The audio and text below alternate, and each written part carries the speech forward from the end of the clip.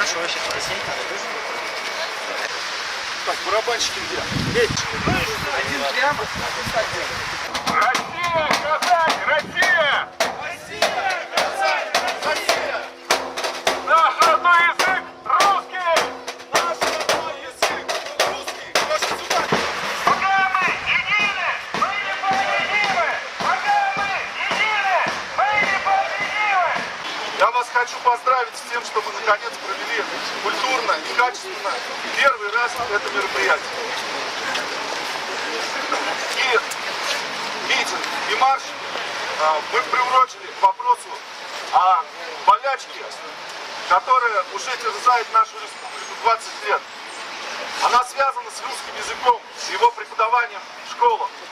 И вот меня молодежь иногда спрашивает, а что значит быть русским, как мне быть русским? Я вот хочу, я ощущаю себя русским.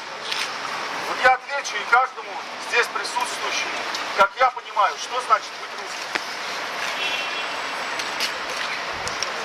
Каждый человек, который признает себя русским, должен сам себе исследовать, как он понимает, что такое русский человек.